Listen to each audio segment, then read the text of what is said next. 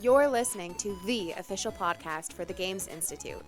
We are a multidisciplinary research center located at the University of Waterloo, studying all things games and interactive technologies. One by one, we'll sit down with our researchers to talk about what they're studying and what they're playing. No jargon, no word counts, just the cool stuff.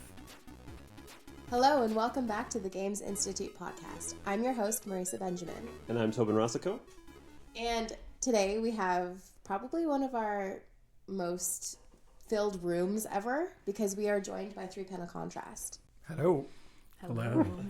So members of Three Panel Contrast are Michael Hancock. Hello. Anna Peppard. Hello. And Andrew Deman. Hello. All right, so we're going to start with something to get everybody warmed up. So I know we're going to talk a lot about comics, but as the Games Institute podcast, we need to talk about games for a little bit. So I want you to dig back into your youngest memories and think about what games did you play as you were growing up? And maybe you can connect that to how did these games inform what kind of comics you went to, if that's possible. Yeah, that's very possible for me. My touchstone forever, and Michael and I have talked about this ad nauseum, is Final Fantasy VII, which is all about the character melodrama and the dynamics of that. And then I grew up to head the Claremont run, which is a gigantic study of Chris Claremont's run on X-Men comics in the 70s and 80s, which is all just soap opera and constant suffering and stuff like that. So I think it aligns perfectly in my case. Awesome. Oh, yeah, I'm always kind of desperate to talk about games because I like talking about games, but I don't study games specifically, so I don't get to talk about it a ton. But I have very formative memories of playing a lot of the Apogee games growing up, like Commander Keen, Duke Nukem. I've played Duke Nukem 2.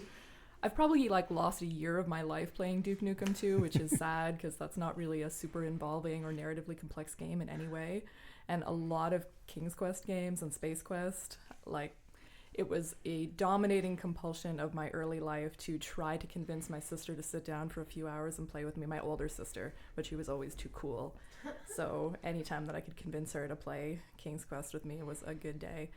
We never played properly, though. We always just kind of meandered in the world of King's Quest, and anything involving a horse, then we would just do that part over and over again and not get to the end.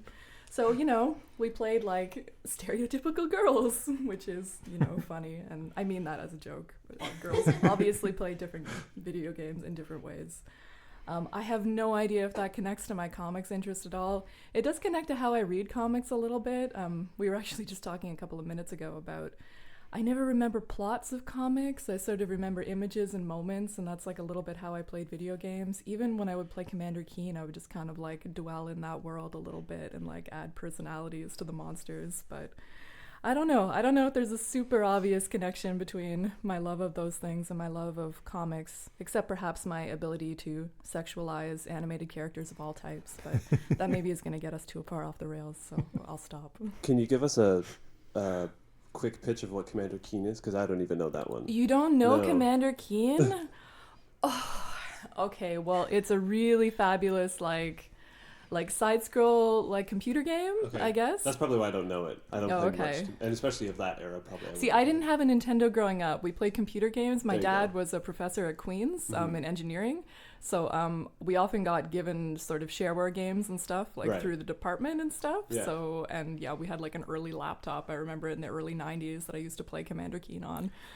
But yeah, it's an amazing game starring Billy Blaze, who is a kid that journeys into space and has adventures and has to shoot a bunch of monsters with his ray gun and use his pogo stick to jump high. Okay. It's a really great I've game. probably I seen highly it, but I recommend it. haven't- Yeah, because I grew up as a Nintendo kid, and we only had IMAX, so we never had any of the fun, early PC games and stuff. For So a that's bit probably what of context, Commander Keen is the game series that the id who did Doom and Yes. Wolfenstein Ah, 3D. okay. That's This who- is their that's who game they before they became. went 3D. Yeah. Okay, Yeah. cool. Yeah, that helps. And yeah, I like the Duke Nukem games before they went 3D, and you're kind of killing things that look too much like people because I've never liked games like that. Excellent. All right, Michael? I played a lot of RPGs as a kid. I think part of the appeal was that I could literally play them while reading things like comic books, but specifically I spent a lot of time on the Genesis Shining Force, which is Good yeah, one. kind of similar to Fire Emblem Yeah. for a more contemporary comparison. And I think what I liked about that is that most RPGs you control a party of 3 or 4 characters. This is a party of 12, and it was just this sprawling mess of different characters. And I think that speaks to the fact that X-Men was my first comic series. Very much. Yeah, there's definitely correlations between those two. That's awesome. Great. So let's talk a little bit about the history of 3-panel contrast. So what was the reason you started this? What was the spark for looking at comics academia or comic scholarship and going, there's a void here, we need to fill this? And how did this come about? I think the main impetus was I had a very exciting feature on my office door up in St. Jerome's where I would post like a greatest comic book of all time this week. And I would have an image and I would have a little explanation of it. And I can't tell you how disinterested the entire faculty of St. Jerome's was in my little feature. So I moved it to Facebook. And then Michael commented, we should do a podcast. I think you said I should do a podcast. And I'm like, no, you should do it with me. I didn't want to presume. Yeah, and then from there, I think Michael's point was that we didn't have any really entrenched comics literature podcast. I listen to a lot of podcasts that talk and discuss about comics. I couldn't think of any from that academic perspective. Right. Yeah, that's what I was going to mention too. You can find thousands of podcasts talking about like, oh, this is good, this is bad, and rating them and stuff, but you don't actually get into the nitty-gritty of like criticism and stuff like that. Well, I will say there are several comics academia podcasts, though a lot of them are relatively new. Like MSU has one. There's one out of, which is the university in the UK that has a lot of comic stuff. I'm going to get it wrong, but there's a few that I know of. Well, Brighton? Yeah. Or are you thinking in Scotland, that one? Maybe. I should know. Fredericks. Yeah, I should have looked this up beforehand if I'd anticipated this question. But yeah, so we're not the only one, but I agree that it's certainly something that we could have more of. What would you say is the log line for the podcast itself? Like if each of you had to give an elevator pitch for why you're doing the podcast, what the podcast is all about, why people should listen, what would you say? I feel like the selfish bad answer is that I really enjoy an excuse to get together with 2 smart people that I like and talk about comics and hope that other people like hearing us do so. But honestly, the better answer is that I think that Andrew and Michael would agree that they can speak to it specifically. It's just a belief in public scholarship, sort of making academic conversations, treating popular culture seriously, sort of accessible to as many people as possible. That's something I really care about in my teaching and my scholarly practice, and doing things like this fulfills that mission in a way that I'm very proud of. Yeah, I think maybe coming back to what you were saying about how a lot of the comics scholarship that we have from an unscholarly tradition, I think that leads to a schism where you have comics being talked about in one way in the pop consciousness and then comics being talked in a very different way in academia. Right. So for us as academics to do something much more public, I think that's a good way to kind of break down that divide a little bit, right? Hopefully. And that's sort of like especially sort of useful and important in terms of comics, the field, where there's been so much cross-pollination between, fans, creators, historians, scholars. I mean, usually people are wearing at least 2, if not 3 of those hats. It's generally been kind of a pretty open field. And I mean, a lot of the comics scholarship, the Canadian Society for the Study of Comics had our conference for years as part of the Toronto Comic Arts Festival. So there was a lot of kind of creator involvement and that kind of cross-pollination. So I think comics academic podcast as a form of public scholarship makes sense for just so many reasons. Yeah, and I think that's one of the strengths of the discipline as well. Yes, just for that sure. We are kind of forced to reach across those boundaries. Maybe the same with game studies, I would argue. But I would be ignorant in arguing that because I have no idea what I'm talking about with game studies. And I agree with all of that.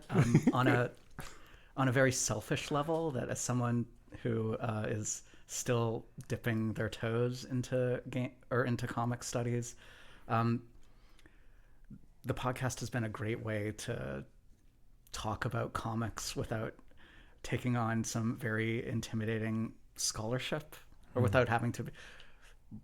I don't have to jump in writing the papers. We can talk about them. Yeah, you can kind of work through ideas before you start putting pen to paper. Places like the Games Institute are great for that kind of thing, but the equivalent for comics is fewer and further between. Oh, could you imagine like a comics institute? That'd be. They exist. Yeah. I think Just they have not- some of the same problems again. That they're very academically inflected. I'd have to to change a lot of my research communications practices and make them a lot more visual, I think. So speaking of that, why did you decide to go with the podcast? Why not like a YouTube lecture series or an animated thing or something like that? Like, what do you find about the podcast medium that works to have conversations about comics? Well, I think we might have different opinions on this, but I think it's sort of multifaceted. So on the one hand, the obvious disadvantage is you're not getting the visualization, right? On the other hand, the audio format is nicely discursive, and then there's the like simple practical realities of like the expense and of I don't want to be on camera. I would much rather just be behind a microphone. The one time I watched myself lecturing, I like was, I couldn't get out of bed for 2 days. So it's like, oh God, I just can't. But yeah, I mean, it is a barrier that we're always running across, that we're talking about a visual medium, and we're often trying to talk about the visuals with the podcast, but we kind of have some sort of, social media channels getting started and stuff, and hopefully a website that we'll be able to share some of the images that we're talking about and stuff to sort of have that other outlet. I mean, for me though, to not do something written was sort of valuable. I don't always get as much practice as I would like, sort of speaking off the cuff, sort of in a quasi-academic kind of setting. So for me, I find it professionally useful just as well as fun, and hopefully useful to other people, because I write all the time, and that's like I could use a chance to do something else.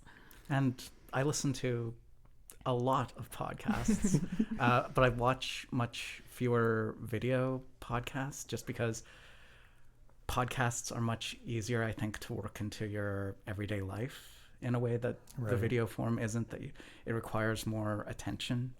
I find there's kind of like an intimacy to podcasts too, because it is just people's voices. If it is a video of someone, I actually find that so much different than just listening to someone. Because I mean, I think those of us who listen to a lot of podcasts, you often get that thing where your favorite podcast, you really feel like you know the people. Oh yeah. And there's just something about that, it just being the audio format, that facilitates that in some way. But I don't have a complex like statement about that, but I just know that I've found that is true. And for me as a scholar, coming back to Anna's earlier point, I really like that challenge of trying to describe the visual information in comics That's on true. an auditory Yeah, format. that's a really useful skill For today, I had to describe Nico Leone's pencils on Hulk, and I'm like, what do I say? And you have to come up with a vocabulary, and it's like kind of impressionistic, drawing from a more European style. So it's actually helped me to like create rational, conscious strategies by which I can, in classes or in my writing, talk about the visualization. Like Burke's grain of the voice, but it's the grain of the pencil and absolutely. the flow of the ink and all that kind of stuff. That's funny. Honestly, that's been really helpful for me for identifying what I actually do like about comic art. That until I started describing it, it's like, oh, I like this guy. I don't know why. It just connects. So, Andrew, you mentioned that you put up these things on your door, and then Michael contacted you. How did you connect with Anna? How was the full band formed? Okay, so Anna was an impossible get for us. Oh, wow. I had known Anna through the conference scene. We kept getting put on panels together. I can tell you about the conference that we met, because I remember it very specifically. We were on a panel where you were talking about Lost Girls. And you were on the Marvel swimsuit issue. I was talking about Marvel swimsuit. It was my first time talking about Marvel swimsuit, which I'm still talking about. And we had this kind of exchange during the question period, at which I was intensely anxious for 48 hours afterwards, because I was convinced I'd been like rude and like too opinionated, and I was just like terrified. And it was my first comics conference too. I'll say I was a grad student at the time, and you, I think, were the president of the society at that time. I think I was VP. Okay. Anyway, you definitely seemed to me like a person who was important, that I worried that I'd not been as nice to as I should have been. And I was just really freaked out. And then you sent me this lovely email saying that it was one of the best exchanges you'd ever had in a conference discussion period. And I was like, I knew you were a good person, because that was like a really nice email to send. And that was really like, it meant so much that you were like encouraging me to like have an opinion, and that having an opinion and not liking Lost Girls was okay, even though you were doing a presentation about it. That like meant a lot to me, and it said a lot to me about you as a person and as a scholar. I did not know that. I didn't think you'd probably remember that. We get to the bedrock when we have these kind of conversations. But so we contacted Anna, and I told Michael, we're not getting her. She's too good. She's not going to come all the way from Brock to be on our podcast. And she was like, that sounds awesome. And then we were excited, and Anna came up a couple times. We hashed out sort of formatting things, and then we started recording a little over a year ago. And now we're 13 episodes in. God, only 13. Yeah. Feels like a decade. I know, it does. We've been working on this a long time. Okay, let's talk now some more about your specific comic scholarship interests, because I think it's important that we get a sense of the three of you, how you work together, how you think together, and how sometimes you complement each other, especially knowing that you had an exchange where there was difference of opinion. I think that's really important. So starting with Michael, let's go to you since you were kind of tail end of the last series of questions. What would you say is your experience with comic scholarship, and what do you bring to the 3-panel contrast? Don't answer that in a self-deprecating way. There's your challenge. That's. I bring a fresh perspective, as someone who is starting from a games studies point of view. That for my graduate work, I have done general research on multimedia forms, but comic specific are new to me. I've always been really interested in fantasy and myth, and I mean, my current interest in comics is how different characters bridge that gap between older forms of heroes and modern forms.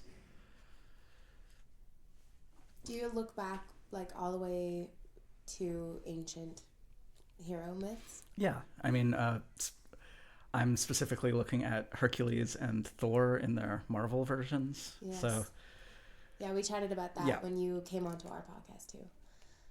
And what would you say is, one of your favorite comics? Like, why? What? I mean, let's go broader than just that. What keeps you motivated to think about comics? What do you hope to do in the future as well?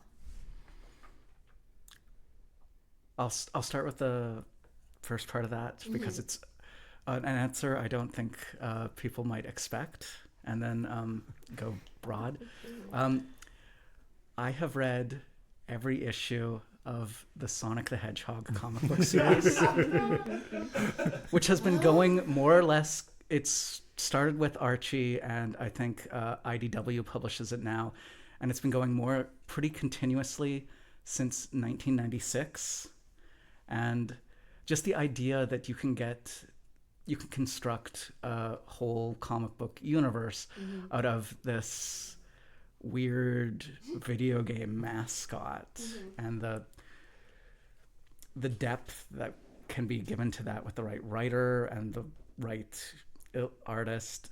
It's really, I know this is a bit of a cliche to say, but the idea, or that there are no bad ideas, just bad executions. Like, if you could get that much out of Sonic, then that proves that. Yeah. Do you play Sonic the Hedgehog the game too? I haven't played one since Sonic 3, so. I actually probably have to. Interesting.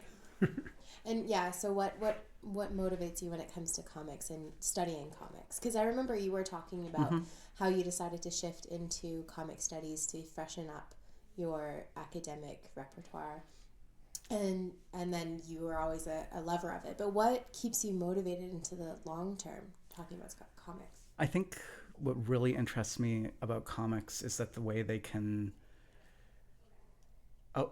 a character or a concept can be reimagined just by getting a new creator team. That the Thor that existed in the 1960s is so different than the modern day interpretation, or the way that a character like Deadpool can go from a run-of-the-mill mercenary ripoff to the guy that gets to comment on how the Marvel Universe functions.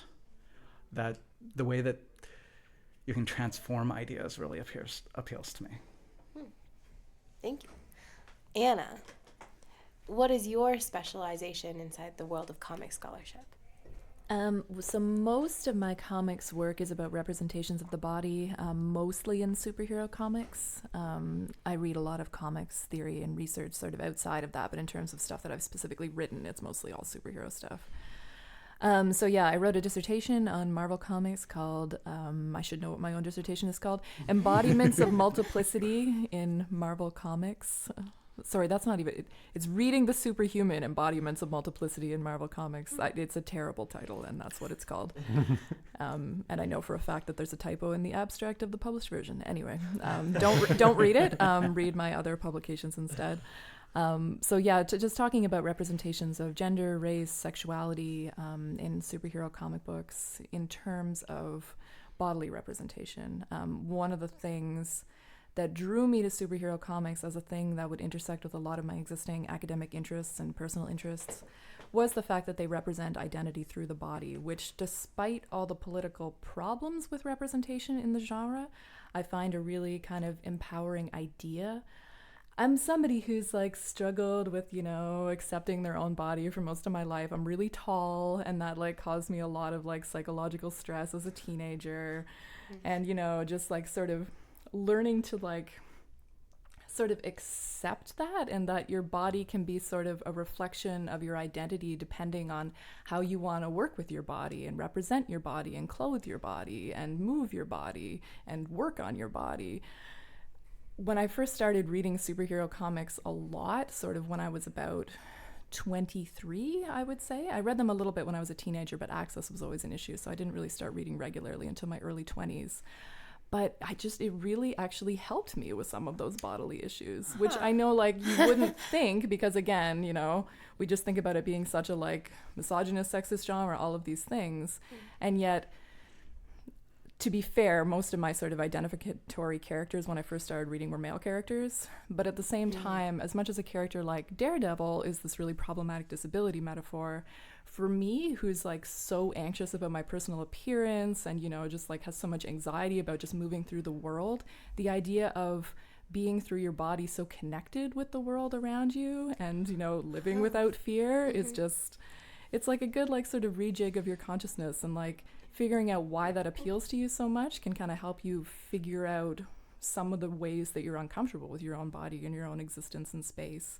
And sort of the representation of that in a visual way in comics, and the particular sort of methods of visualizing that in superhero comics, that is sort of part of that, because if it was just written down, it just would be, I'm from a literature background, so having things, descriptions and it's just different.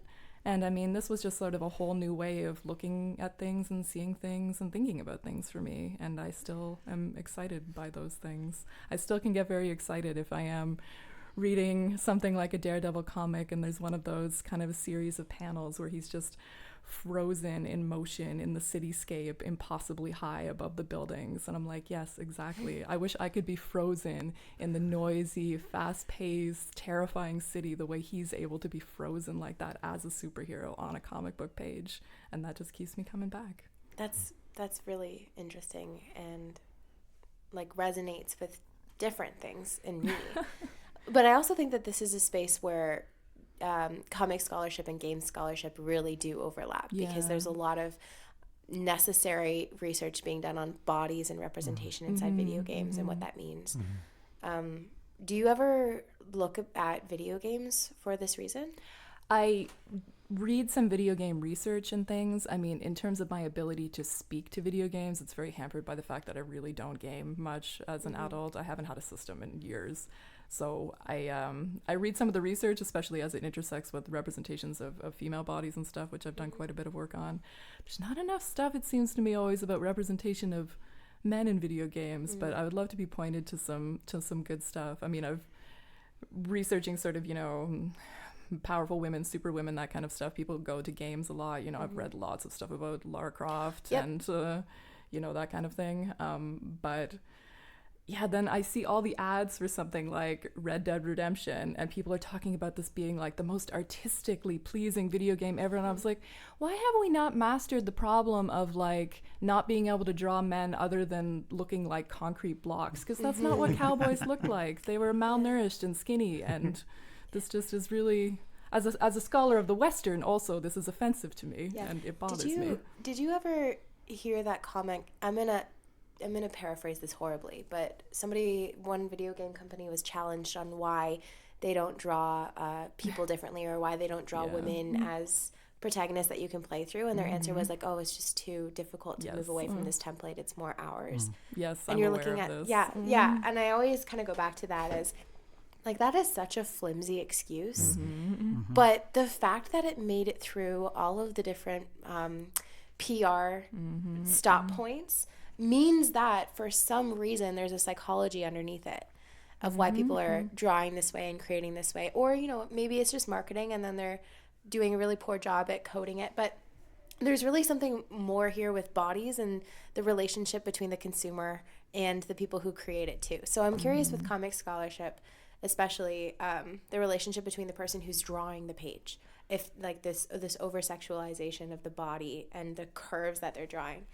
So I'm a painter and I do some figure drawing, and it's extremely intimate to draw somebody's body, let alone read it. Well, I will say that one of my sort of assumptions, it would be something I need to look into more, is that the depiction of a lot of men in video games specifically, they don't want you to think about that intimacy of you controlling and interacting with the characters, so making them all look like blocks of concrete kind of, you know, facilitates that a little bit. You don't want to think about it, or you don't want to be encouraged to think about it, or they don't want... Anyway, that's just one of my suspicions, but I mean, informed by some of my comics research for sure. Yeah, there's a theory in comics called neutral mask. Yeah. Which of course a lot of people are familiar with. Just the idea that your protagonist is more effective as a protagonist as they're sort of poorly defined. And that pushes you to be able to identify with them better, because specificity showcases all the ways in which they're not you. If you give your cowboys like sexy interesting. narrow hips, that just suggests so many other things about why you might be playing the game, then maybe the game developers don't want those suggestions. And you certainly hear the opposite all the time. Like, Yeah. oh, I play the female character so I can stare at her butt the whole game. Yeah. The specificity thing is interesting because I was always given the opposite advice when I was creating characters. More specific details mean that there are more touch points for people to relate to. Oh, that's interesting. Yeah, and then That's people interesting. are really good at dismissing the things that they don't relate to, and they can only hone in and resonate with the things that are related. But I guess that doesn't necessarily translate to a comic medium where you're handed the dialogue, the story, and the visual representation. Maybe that just doesn't pick up between literature and comics. Yeah, let's ask Andrew now. You've been preparing probably for this question. Maybe you've Not seen enough, it coming. You've had some time to think about it. So, what would you say is your specialization in comic scholarship? My specialization in comic scholarship is when I finished my PhD, one of the things I complained about was that all these comic scholars right now want to define how to do comic studies, and nobody wants to do comic studies. Everybody wants to create the tools, nobody wants to use them. And I found that really frustrating. So I decided I was just going to isolate specific authors or runs or things like that and fill in some blanks. So as I said earlier, the big one I'm working on right now is Chris Claremont's run on X-Men, which is the longest run in the history of superhero comics. He spent 16 years writing a book, which means you have the biggest sample in superhero history to draw from, which made it ripe for content analysis, which is a data-driven project. So I've been delving way too deep into that, and this podcast has been saving me from just reading X-Men all the time and getting way too sort of myopic. Do you know maybe creators who come close? Like, would Dan Slott be close in terms of Spider-Man, or like does Bendis have more Bendis' Spider-Man? run on Ultimate does come close, Okay. not quite. Dave Simmons' Cerebus, Yeah. which is arguably not even mainstream, of course. Yeah. He comes close but I think Claremont beats him by like a matter of months or something like Okay. that. And then with like Jeff Johns' Green Lantern, like I'm trying to think of ones. Peter even, David you know. had like a 10-year run on the Hulk, right? Yeah, close to that. Yeah. Nobody. Yeah. Nobody's gone 16. I didn't realize it was like that big of a deal, because I've always heard people like, oh yeah, Chris Claremont X-Men stuff. I never realized it was basically 2 decades, so that's pretty crazy. Yeah, and one of the sort of touchstones of the project is just that he was on this thing for 16 years. It was the most popular comic book in the world for 15 of those years by a mile. Yeah. So his influence on like this current generation that we're now seeing of like TV writers and movie writers is enormous and extremely well documented. We have people saying, I learned how to write from Chris Claremont's X-Men. So one of the things the project is looking at is, what does that mean? How do Claremont's storytelling structures and strategies inform things like Stranger Things, Game of Thrones, things where there's a direct, like one-to-one relationship? So that's been kind of fun. And then I was all like terrified. I can't make this argument. You can't prove influence. And then I published an article in which I arrogantly attempted to prove influence. And frickin' Neil Gaiman saw it. Oh, lovely. And he retweeted it and says, Claremont's fingerprints are all over modern television. And I'm like, yeah. Because there you for go. the rest of my argument, anytime somebody disagrees with me, I'm like, oh, you think you know more about media than Neil Gaiman? Seriously. And I like hold up the tweet and my work is done. So now I can be a lazy scholar. I think I totally remember when that tweet came out. Oh. Yeah, we all across the English department we were retweeting it and we were so excited. That's awesome. I appreciate that a lot. Yeah. Okay, so we get a sense now. We know, we don't get a sense, we confirm that the three of you bring very different things to the table when you sit down, to the panel, sorry. You bring different things to the panel when you come and talk about comics. But how do you decide how to structure your episodes? When I was listening, I was fascinated by how you alternate between having a host every episode and how you pick two comics and the fact that you kind of all bring research in. I was mind blown by your structure, so please comment on that. Well, I remember that originally we were going to have it be more of like an adversarial structure, and I was so stressed out by the idea of that because I really don't like those comic book conversations of like, this character, this comic is better than this one, and we have to say this is good by putting down this other thing. I hate that so much. Like, I actually get upset if I'm on like a fan forum and someone is like throwing Cyclops under the bus to like prop up their favorite character. I don't like Cyclops at all, but he's somebody's favorite character. And if you're saying that you hate him, you're saying that that other person is dumb or wrong. And that just upsets me. I'm like not a conflict driven person. So we had a lot of conversations about how to kind of like do that contrast without making it so conflict driven, which is probably like worse in terms of like the hits, but I think is more academically responsible and more collegial. But that's one of the things I remember. But I'll let you guys speak to how you remember we came up with this. Well, basically we just we take turns picking a pairing, but then Right. we go over the pairing with each other, right? Yeah. Yeah. And we end up going back and forth maybe like a dozen times. Which Hulk Yeah. should we study this month? And we fight. And the person who picks the pairing frequently hosts, but oftentimes will be like, okay, I really like this particular one in the pairing. I want to represent that one. Oh, okay. And wait, is Yeah. this driven by what you like as a preference, or is it what you're academically interested in?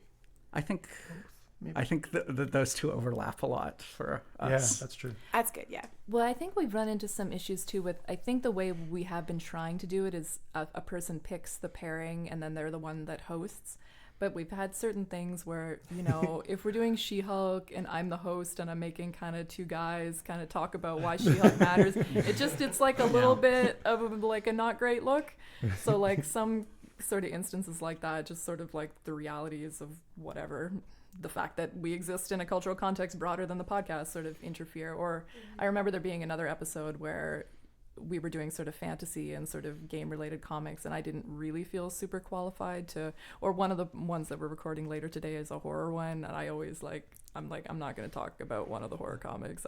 Horror is not my thing, and horror is not my thing, so I'd rather host. So yeah, it's supposed to be the person who picks the pairing is the host, but we have a little bit of flexibility depending on, if somebody has a particular, like, I need to talk about this text. Or I will say that I very graciously hosted the episode where we talked about Hellboy and did not represent Hellboy, which was really big of me, and I deserve all the applause for that.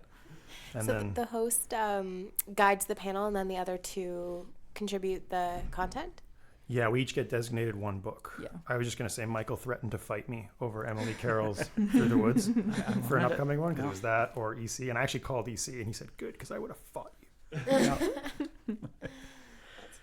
So yeah, I think it's sort of a remnant from when we were going to do a more conflict-oriented one where each person sort of like represents one of the two series and kind of gives like an introduction to that and, was going to sort of be arguing on behalf of that series, although it quickly became that often the person who was ostensibly arguing on behalf of that series like didn't necessarily like that series that much. So we've had that happen a few times, but that like is interesting too because sometimes, a lot of the time I will say Michael's particularly good at picking comics that I never would have like found or read on my the own. deep cuts. Yeah, which is another one of the things he brings to the podcast that he Yep. didn't mention. He's a very voracious and wide-ranging reader, much so, more so than I am, who tend to just sort of read entire hundreds of issues runs of single characters and don't step outside of my box.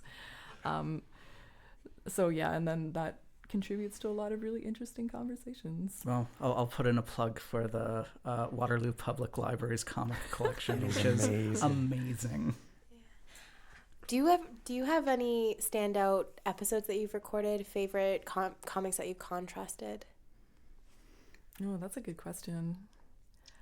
See, I actually really liked the food comics episode, which was a Michael pairing, which was like two things that I didn't think I was going to really enjoy. And to be honest, I didn't really enjoy the comics that much, but I did enjoy the conversation a great deal, because talking about kind of how to represent food and sensual experiences in comics and kind of talking around that, I found like not a conversation I'd seen or had before that I found really interesting, and you guys brought So a lot I of have to interest say, to it. that doesn't surprise me because you sound a lot more excited in that episode. Okay. But I am a little bit sad that you didn't choose to do Chew.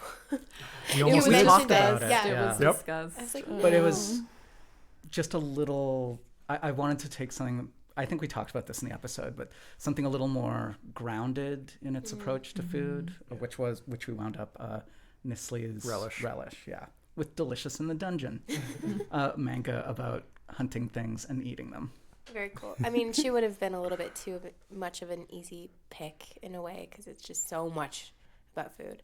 Tobin got me into Chew. Yeah. Sitting on my desk I right really, now. on that subject, I really liked our episode on Nimona and Apocalyptic Girl, because I think that's maybe the closest we've gotten to having an argument on the air.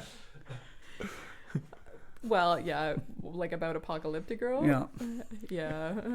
Well, I think the argument that Andrew really felt like this was a comic for like younger girls, and we both did. really did not. I thought it was for That was- middle-aged men. that was Yeah. Well, it was made by almost a middle-aged man. Yep. He was probably a bit Yeah. younger at that point, but yeah. It was, but that was interesting because yeah, we just had such a different. We were just like, whoa, really? And it was just like a total different take on it. I mean, you've kind of covered this, but do you have maybe favorite genres that aren't superheroes? Could we take that, go into maybe Image or Dark Horse or other companies that don't publish strictly superheroes that work for you? I'm a big fan of Jim Woodring and that kind of surreal comics experiment where you're doing comics that kind of look like they make sense and depend on you thinking they make sense, Right. but ultimately are very ambiguous and experimental. Okay. Like anything Frank, Pim and Francie, more recently. I really enjoy people who are using comics to represent experiences in non-linear ways, I guess. Cool. Yeah, I mean, I'm kind of boring. I mean, so many of the things that I really like about comics are so specific to kind of superheroes and the representations of superhero bodies. So, like, I mean, I sometimes can enjoy sort of sci-fi or like other action genres and that kind of thing. Something that's not action-oriented, I'm always like, with exceptions, because I mean, some comics are so great that they're just great. And, you know, I have that literature background too. So, I mean, we did Mouse in our most recent episode. And I mean, it's one of my favorite things of all time. I mean, that's just, you know, going to be a standout no matter what. But at the same time, I'm just never going to be a person that's going to be as into sort of autobiographical graphic novels as like a lot of people in comic studies. I'm more of like an action adventure type. I mean, I, you know, read James Bond comics and that kind of thing because like it's basically a superhero comic. You should read Velvet if you know of that one. I know Yeah. Velvet, yeah. I've read a bit of it, yeah, and it's good. Yeah, so yeah, that's pretty much me. Anything action and more action, less realism. I'll second the not really a fondness for autobiography comics. I think I've been thinking about this question, and I think I have two answers, both of which push against various things that we've done. I actually really like fantasy comics, which is, I believe Andrew has an opening where he Or so they don't work. questions whether they can possibly work. I'm also a fan of noir comics, and I don't think we've done one. Oh, that would be a good Yeah. episode. Yeah, we should. Unless we count Hellboy. I can put in recommendations for noir. Please. Is Nailbiter noir? Not really. Well, nail biter anyway. Please do nail biter. I was going to ask, have you had any interaction with like wordless comics, dialogueless comics? Yeah, I mean, for sure, but we haven't done any on the pod. But No. The closest we'll be coming to that so far has been maybe sections of Jimmy Corrigan. yeah. Right. Okay, because there is one book I was thinking when you were talking, Anna, called A Land of Tarot, or The Land of Tarot. It's a completely wordless kind of Legend of Zelda experience, and it's gorgeous. Yeah, Michael's like writing that down. And that would be really cool to look Well, at. is it Tan's The Arrival? Yeah, I've read that. I like that as a wordless comic Yeah. about the immigrant experience. Yeah. So to kind of close out this section, I wanted to ask, can you read comics for fun anymore, or is your academic brain always on? That's a good question. That's a good question for Michael, who as well, like, who's, Who has turned all of my hobbies into comic topics. Academia is fun. No. Yes, I can still do it. I've been very grateful for Marvel Unlimited's new random button that I can just be like, if I just want to read like a one-off comic, I can hit that and go, oh, let's see what Nick Fury was up to in 1972. All right. Yeah, I mean, I went through a period after finishing my dissertation where I really didn't read many superhero comics for maybe like a year. It was just like, well, it was sort of a similar experience to doing sort of comprehensive exams as part of a literature degree. So, you know, you do this one exam where, you know, you basically have 150 great American novels and you're like, great, I have to get far through, too many. I have to get through like Manhattan Connection, like all today in like 4 hours or Manhattan Transfer, sorry. Yeah. That would be the title of that novel. And you're like, that's an amazing novel, and I've got 4 hours to get through, and it kind of makes you hate reading. And to be honest, I really haven't read novels much after that experience. Yeah. So I had a little bit of that experience sort of with my dissertation where I read like thousands of superhero comics. But I've gotten back to it a little bit now. I actually had a great email from, I don't know. Yeah, I guess I can talk about this because it's like complimentary and they probably don't listen to the podcast. But that they emailed me after my recent superheroes course I taught at Brock and said, see, I'm always worried when I teach pop culture that I'm just like, because we're talking about the politics of it so much, I'm just going to teach everybody to hate everything.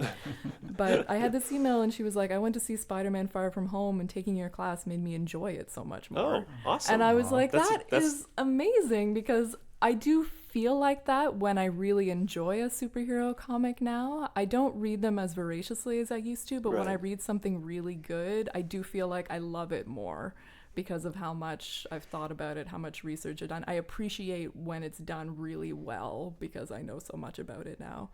So yeah, yes and no then. Has destroyed reading for me a little bit, but made me appreciate the good stuff even more. That's really interesting because so I'm doing comps this semester as well. So I'm forging my way through Sorry. American literature. Yeah. But luckily I get to make my B-list all graphic novels. So there is like some Yeah. light at the end of the tunnel. Yeah. But when I started reading comics, I dove really heavy into Marvel and DC and stuff. And so I grew up in Saskatchewan, and their public library system is awesome because you can interloan through the whole province. And so you could just get like stacks and stacks. Like this one time, I think I checked out 80 books at once because it was just, that's what you can do. Yeah. And I got so burnt out on superheroes that I went over to Image, and that's basically where I've stayed because you can, there are superhero books there, but they come at them so differently and stuff. So, Yeah. Andrew, let's finish up with you, and then I have one other kind of follow-up to this, I guess, which will tie into the next area of questions. I think the main thing for me that the academic perspective has done to my comics reading experience is it's pushed me more to the margins. Because I'm a little bit more attuned to people who are doing things differently, because that's what I find interesting now. Of course, yeah. So like I'm not reading Iron Man or like Deadpool or anything like that. I want to know what random writer given an impossible task is doing with like Mockingbird kind of thing. Right. That's the stuff that I find more interesting. So yeah, I think it sort of decentralizes you a little bit, and it helps you kind of appreciate these under the radar talents, and I really like that experience. And then I just also read whatever Michael tells me to read because he has just the best taste in comics in general. All right, so the question that came to me as you were all talking is there seems to be this very prevalent thread of the influence of Marvel through all of your reading experiences. Do you dip into DC? What is your opinion and experience reading DC? Or we can go into like Michael mentioned IDW, right? So like other licensed properties or anything like that. But Well, I will say that Marvel is very overrepresented in comic studies. Yes. There's a lot of stuff on Batman and stuff on Superman and Wonder Woman, to a lesser extent of those two. But other than that, Marvel is very overrepresented in comic studies. I mean, when I meet comic scholars, they're far more likely to be Marvel people than DC people. I have some theories around that. I think that for my own purposes in my dissertation, I found Marvel sort of more useful as sort of a subject of analysis because of the stuff that they were doing with interconnected universes, because of sort of the connection between their superheroes and sort of the Cold War era and the Atomic Age. Because if you're going to talk about sort of the innovations of DC, it's going to be either sort of more recent stuff where they were doing kind of more creator-driven work in the sort of 80s, 90s, and 21st century, or you're going to be talking about the World War II context in which they were kind of the major name. And so, you'll see a lot of the Wonder Woman stuff is focused on the World War II context because in many ways that is the most important era of that character. But if you want to talk about post-war stuff, Marvel just kind of ends up being more interesting most of the time. That's a huge generalization because that makes it seem like DC Comics hasn't done anything interesting in like 70 years, which obviously they have. But I do find that the academia tends to skew that way a little bit. I don't know if you guys have found that as well. I think I find it through, especially teaching through the students, because obviously just the scale of the MCU right now, it's what they're familiar with, it's what they grew up on, it's what they want to talk about. Yeah. And from a really practical perspective, as a Canadian scholar, it's a lot easier to access Marvel right now because DC's equivalent of Marvel Unlimited doesn't exist here. Yeah. And even in America, it's not very big. Like, it doesn't have the same kind of archiving that Marvel has. Marvel's got like a 5-year head start on them. I think for me, as someone who sort of came to comics, well, at least being sort of intensely into superhero comics kind of late too, Marvel's just more accessible. Mm-hmm. Like as much as continuity makes no sense, it certainly makes a lot more sense at Marvel than at DC. Like, I could never, even after years, I mean, I've read many DC comics. I used to be like passionately in love with Hal Jordan for years and wore a Green Lantern ring to like my corporate job every single day. So, there's been DC comics that have really resonated with me, but it's just figuring out what the continuity is over there and who's alive or who's dead at any given time, I do find more difficult than Marvel, despite, again, the fact that Marvel is also intensely complicated, but there's still a little bit of internal consistency from the 60s to now that makes it a little bit easier to go back and read the older comics. And I just find DC a bit difficult that way. So if I do read DC, it's often more like a limited series or something outside of continuity or something that's sort of a manageable chunk, whereas Marvel really does encourage you with the shared universe to like go back and read all of the interconnected issues of everything, because that does kind of enhance your experience in a way that I just didn't find as powerful for DC. I totally relate to this, and I'm actually like, as you're talking about all of these points and the previous conversation we had, I'm putting together my own thoughts on my relationship to Marvel. I'm not a comics reader when it comes to superheroes. I'm more into Image, but I do like the Marvel movies, and I recently got into them, and I find them a lot more accessible than any other DC movies or superhero movies generally. Part of it is because of this continuity thing, but it's also because of what we were talking about before. If you are critical of things happening in the world, and if you recognize yourself as a political person, to enjoy superheroes is kind of, it's a challenge to an identity in a way, because you kind of have to put some things aside to truly enjoy it. Right. And Marvel is a lot better at it than a lot of other superhero movies I've seen. And they're getting better. Obviously, there's still things that I would like to see changed, but they give me things to be hopeful for, and I think a lot of people are experiencing that, especially as we get more Black Panther movies, as we get more Carol Danvers. Miss Marvel on Disney Plus, like. Kamala, yeah. I do think there are reasons to be sort of optimistic about this turn towards hopefully greater diversity at Marvel, but I will say that I think one of the things that Marvel does really well, this is more like the kind of pessimistic take on that, is that they incorporate internal inconsistencies in their characters in a way that makes them able to negotiate cultural conflicts more effectively. Well, so to break that down more simply, that they can seem like they're being political while not being political. I mean, Captain America is such a useful character that way. I mean, the DC characters just, tend to be a little bit more one-dimensional and aren't able to sort of incorporate those contradictions quite as effectively. The Marvel characters are just from a different era of storytelling. That's like when they emerged. I don't pay attention to Captain America, Iron Man, that whole first generation. I'm just waiting for them to die off. If you're listening and that's offensive to you, like, I'm sorry, but but I'm here for the next gen. No, I know. Well, me too, mostly. I mean, those are the kind of the ones that I'm watching. I haven't watched Avengers Endgame, which like people can't believe. Disappointing. Sorry, I'm being really Here comes the contrast. But I have read like 600 issues of Avengers comics, so that's got to count for something. Wow. Okay, I have a question from a listener. And this person is somebody who's listened to the Games Institute podcast and 3-Panel Contrast. Oh my goodness. So it kind of, it's loaded with interactivity theme, which I think is a really cool way to bridge games world and comics world. Here we go. You all discussed the directly interactive nature that comic books can have with having the player do a physical activity. Is there any particularly good examples that you can think of for comics that really take that next step with interactivity? Would you consider these comics interaction like a mini game? I think I know what Michael's going to say. Well, were you going to talk about Squirrel Girl? Because you've been talking about that recently. I was thinking Deadpool. Deadpool. Yeah. My mind went to Rick and Morty, but yeah. There was a recent Deadpool miniseries by Al Ewing that was a game book, a choose your own adventure book, and it's not the first choose your own adventure book. I mean, Squirrel Girl had one earlier, but this was a full like game with stats and items that you could carry between issues, and had to keep track and get to different endings, and got very meta. You could tell Ewing was someone who grew up on the 80s fighting fantasy books because they followed that model very carefully. It also, I think it very closely shows limitations of that format because it requires, I think it's almost impossible to do it digitally because it's 4 separate issues that you're supposed to be paging between, which is actually really hard to do on Marvel Unlimited.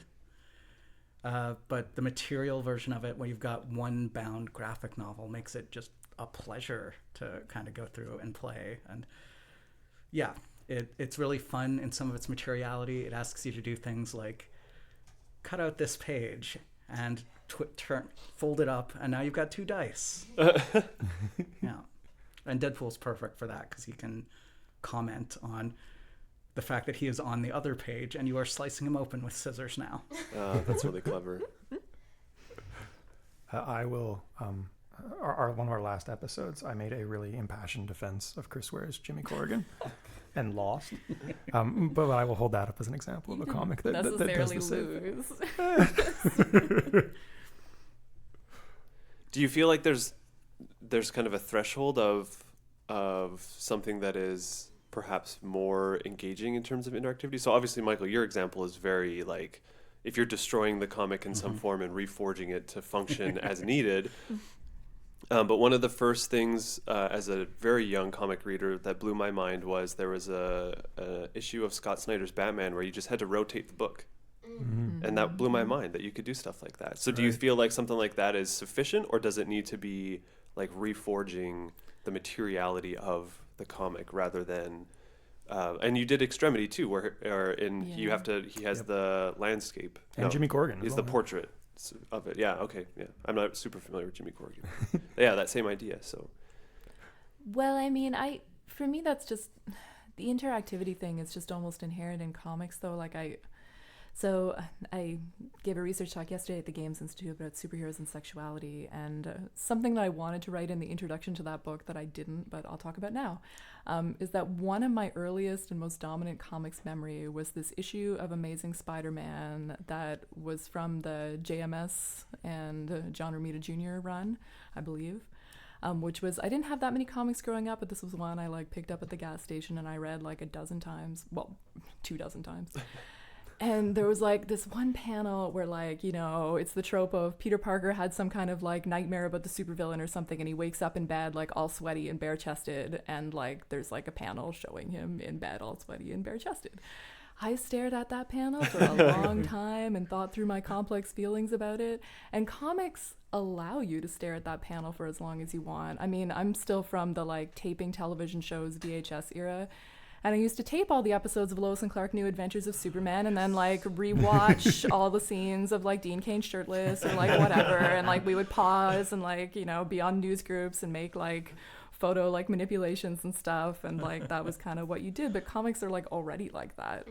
I mean, it always has blown my mind that there wasn't sort of more conversation about the sexiness of superheroes and just comics in general, because they are such a like intimate, interactive medium that way, and it's there, and that's how people are sort of reading comics. But I don't know, we don't talk about it that much. We talk about them as being participatory, but we don't want to talk about that like other element of it as much, except when we want to like kind of advertise that comics are this countercultural sexy thing, but like we don't want to kind of talk. I guess maybe it goes back to your statement of like everyone wants to talk about what comic studies is but not do comic studies, because something like that Peter Parker panel too, I mean, the thing that was really interesting to me about it and thinking back to my reaction, so I mean I was about 12 too, so I was like, you know, this cusp of puberty kind of period of my life, and I acted out the panel. I like was like, what would it be like if I was him? And I did the position and like thought about how he's posed, but I also wanted to like be with him because he's super sexy, and that's like, so it's like this like divided identification thing that was like, and this is just one panel of like one superhero comic, which was one of the 10 superhero comics I had, and like you think about all that you got out of that just because of the nature of that medium, and that it's these still frozen moments in time that encourage you to read at your own pace, that encourage you to pause at the moments you find the most interesting. That's a very long-winded and very personal and weird answer, but... Well, thank you for the way that you answered this, because you've unlocked several things in my mind. I had an experience, reading, I think it was Rose, and I'm going through it, and the way she's drawn is just so offensive to me. And I had to stop. I mean, the story wasn't really kicking up either, but I felt actually like I was betraying myself by keeping going, because it was this participatory nature of the comic, this interaction and negotiation between me and this drawn character, and I felt like to continue flipping the pages, the act of flipping the pages would then seal the deal with me agreeing with the way that she's drawn. Right, and it was like you're condoning it by reading it. Exactly. And I mean, like, the pages are there. It reminds me of that weird Sesame Street Gonzo book where you're reading it and he's telling you, if you flip this page, you are agreeing. It's My this... daughter loves that book. Yeah, It's Grover, the really, monster at the end of this page. not Oh Gon- my goodness. But yeah, I mean, it's perfect because it actually spells out the participation of flipping a page and the difference between... you know, books that are all text-based and comics, which are images that you kind of relate to them differently and it absorbs you differently. But I do not feel this participation with watching a movie, because it's going to unfold and it's going to do the work for me. I'm not going to flip the next scene. I don't know. It's like I have all of these weird thoughts about it, especially with playing a video game too, where you're enacting the character. It doesn't actually feel like you're participating in it as much because it's unfolding in front of you. Well, that kind of almost, now that we're talking about it, gets me back to when I was talking about my investment in video games at the very beginning, and like talking about how I used to just dwell in the world of King's Quest. It is a little bit like I didn't want to go at the pace of the game and wanted to change the pace and just be in the moments with the horse that I liked. Pacing and just, is important. let's pet the horse again instead of like riding it to victory like we're supposed to be doing. But I've always wanted to kind of like have things at my own pace and focus on the things that I thought were interesting, and the way that comics like enable you to do that has been one of the things that attracted me, for better and worse, because I like the example that you brought up about that can be very alienating if the things that it's asking you to participate in can be very harmful or alienating. This was actually part of the nature of that argument that we had about Lost Girls, I believe, Andrew. Way back. I should note that I have no problem with progressing in a serial killer story.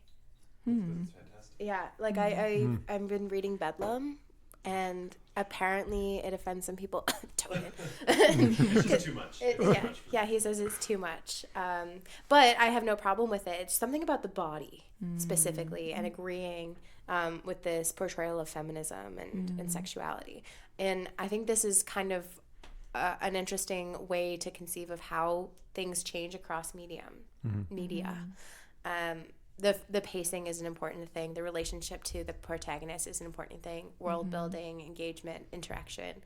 all of these circulating things. This is the connection between why it's important as game studies scholars to also think about comic studies and also think about literature, because they're related in that they inform the differences between one another and the similarities. That's a good way of putting it. Yeah, and I think that makes for nice intersections in terms of the scholarship, because maybe there's an idea in game studies that has been expressed very well that could apply beautifully to comics, but no comic scholar has stumbled onto it yet.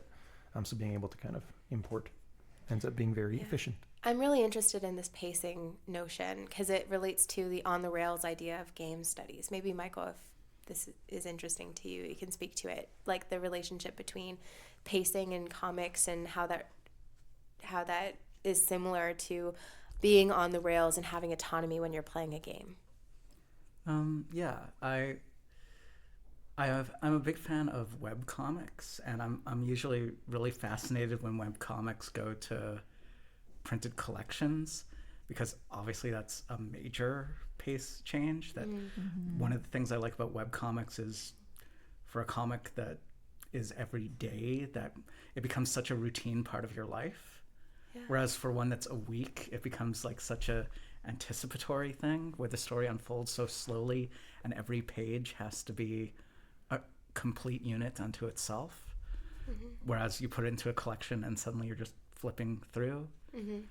I'm gonna get fit. This is where I fit in the game connection. I think one of the things I really like, I told you earlier that one of my earliest game memories are playing RPGs while literally reading a book at the same time. And that was a way to, I controlled the pacing that through that sort of thing. And I really like being able to, I've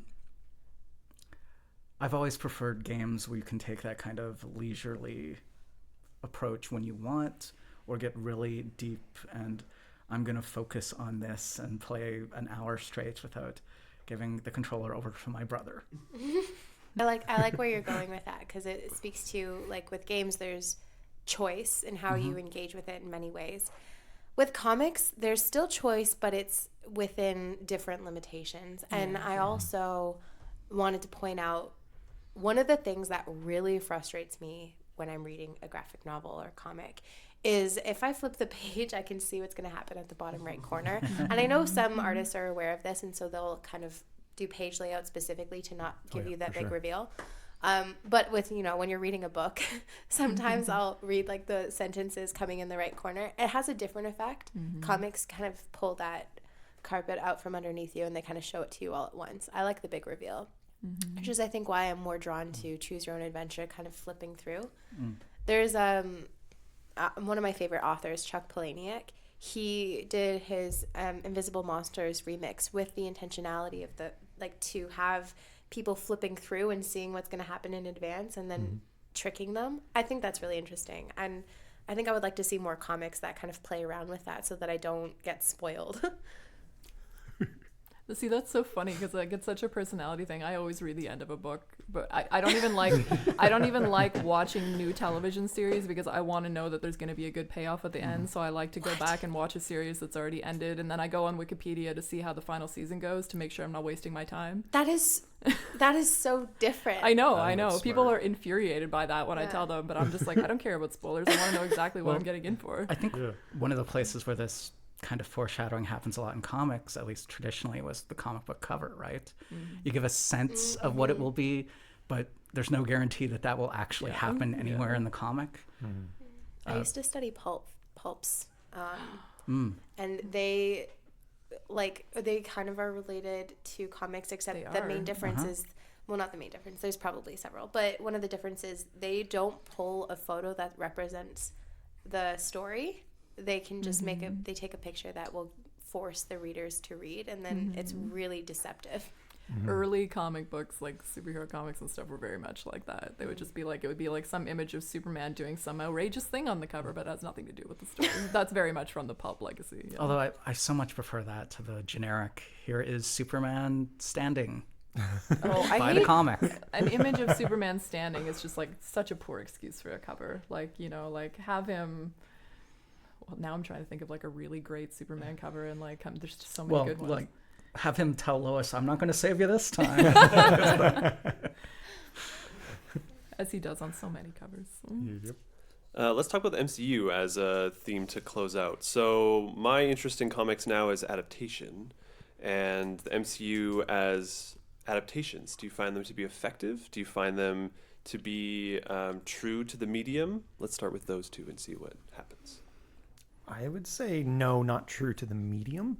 But one of the things I like about the MCU over the DC universe is that it's clearly mining the comics. Yes. And it's a little bit more intelligent and sort of, I don't want to say faithful, but more faithful than DC is, at least. Like, Yes. it knows what storylines fans are interested in seeing and kind of brings them to life, sort of slightly sideways of MCU. Into the Spider-Verse. To me, that's where you're incorporating some of the comics elements, Right. Some of the sort of fundamental ways in which comics are experienced into a cinematic universe, and just adored that. I mean, I agree with you, Andrew, that like they're not a good sort of adaptation of the kind of formal properties for the most part, which is one of the things that frustrates me the most. Those instances where there is something that is very comic book like. One of the things I had the students do in my class to talk about adaptation was to look at a Jack Kirby scene of Captain America and Batroc. It's Batroc, right? Not Bartok? Batroc? Batroc the Leaper. Yeah, that's right. A scene of them fighting from a comic from the early 1970s, and then versus the fight scene at the beginning of Captain America Winter Soldier, which is one of my favorite superhero fight scenes. Yeah. So There's good. just not enough thought most of the time put into those superhero fight scenes in terms of what do their bodies represent, what is their style of fighting, how are we going to present this. The thing that I really like about that fight is that they start off with very contrasting fighting styles. Yeah. You know, Batroc has a definite fighting style. He's fighting with more of, you know, kicks, more of sort of an aerial style, and Cap is more grounded. And that works with sort of like their ethnic identities. It works with sort of their villain hero identities, you know, in not unproblematic ways. But then throughout the fight, you get sort of an evolution of their personalities where Cap takes off his helmet and adopts some of Batroc's moves, right? And that sort of has to do with sort of, you know, their masculine competition that's happening within that fight. And that's like such a very comic book way of doing a fight scene that I don't see enough of that in superhero movies. I don't see enough interesting action.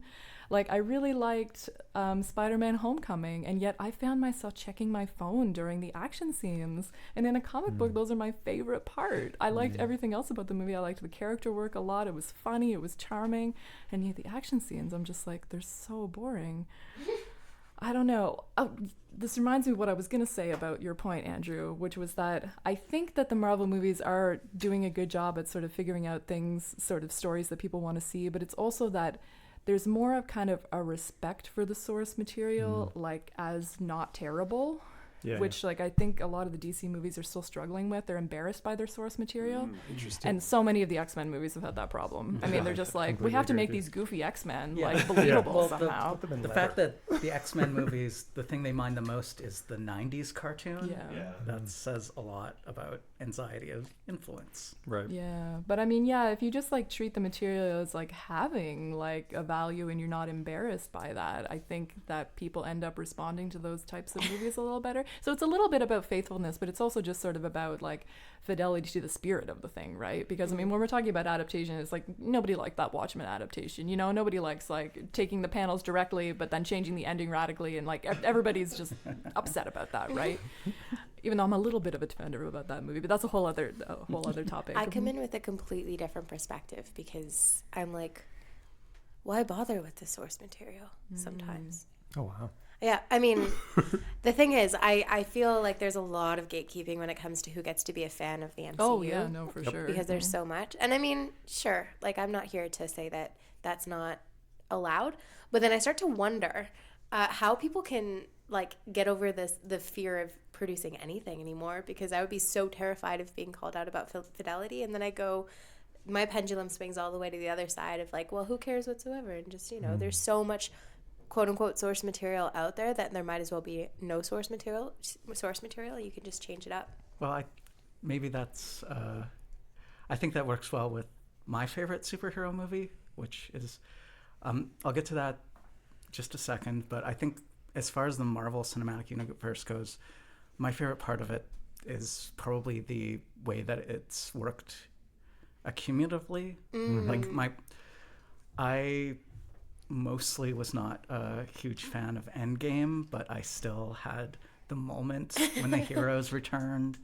And likewise, I remember like everyone remembers one scene from Avengers Civil War, and it's probably not the Iron Man Captain America fight. No, it's when Ant-Man gets big.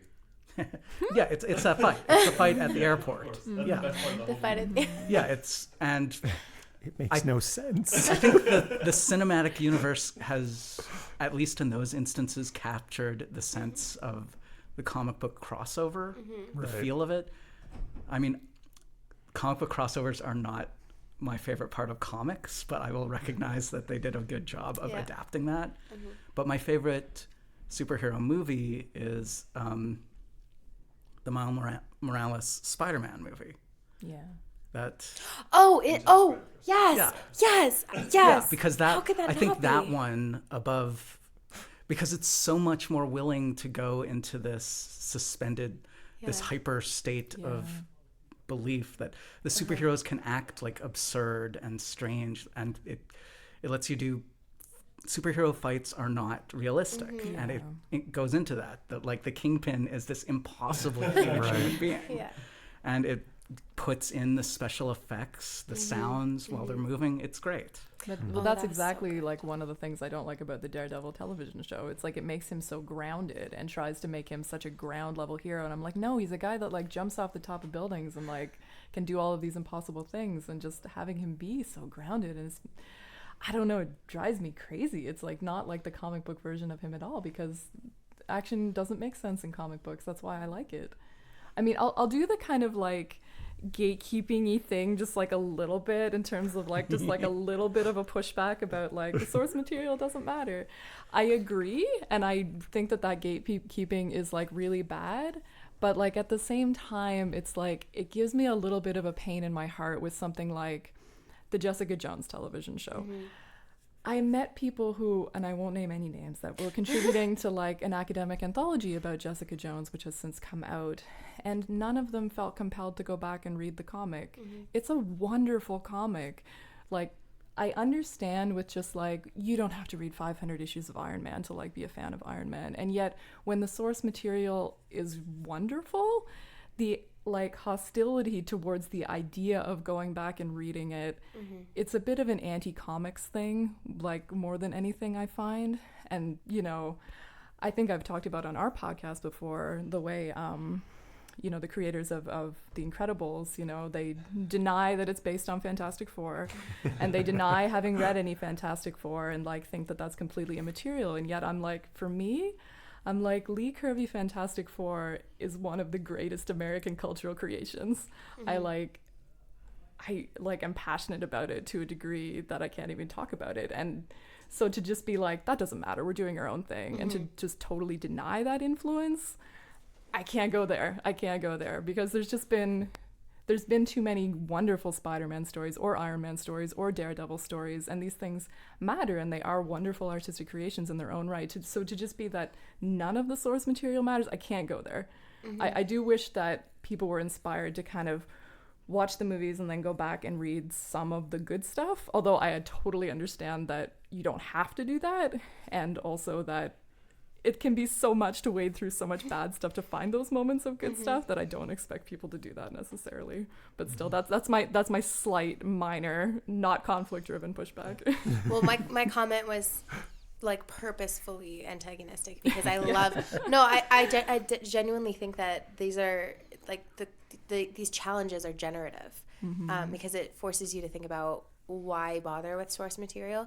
My personal philosophy is really, really out there, but I tend to think that the source material is actually like an idea that exists in the clouds, and then somebody pulls it down and translates it into a medium, and it actually exists like up there with like the black holes of the universe. Anyway, so to think about like the importance of fidelity and adaptation always kind of sits weird with me. I don't know if you're familiar with Death of the Author. I mean, I'm sure you must be. But, like, I'm a huge proponent of that concept, which is, like, the author doesn't exist because they never existed, because do we ever exist?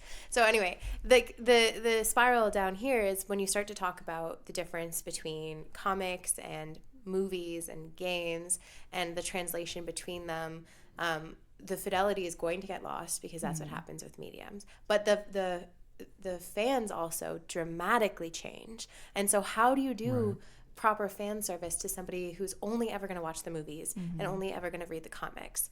But to your point, I personally believe that it is not thorough scholarship to not read Do your homework. yeah. Well, I mean, the death of the author thing, though, the way I feel like it's a little bit problematic in the case of something like comics, you have a lot of comic book creators who are not the place of classic literary authors, and the respect that they have, the cultural capital they have, is not equivalent to the respect that a comic book artist has. I mean, even one of the particularly venerated comic book artists like Jack Kirby is not generally known to the public.